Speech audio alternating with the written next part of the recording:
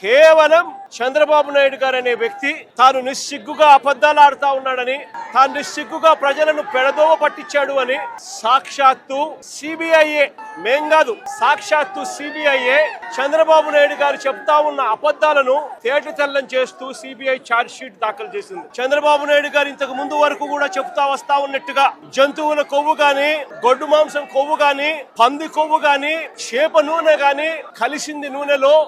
అటువంటి మాంసాహారం కలిగిన ఆ నూనెను లడ్డూ తయారీలోకి వాడి వెంకటేశ్వర స్వామి భక్తుల మనోభావాలను దెబ్బతీసే విధంగా చంద్రబాబు నాయుడు గారు అన్యాయమైన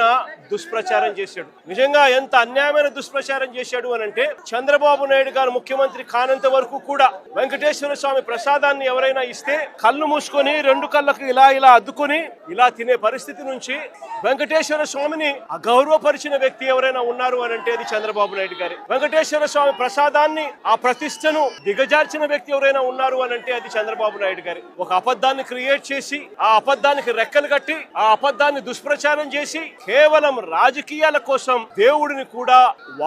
వాడుకున్న వ్యక్తి ఎవరైనా ఉన్నారు అని అంటే ఈ ప్రపంచంలో అది ఒక చంద్రబాబు నాయుడు గారు మాత్రమే.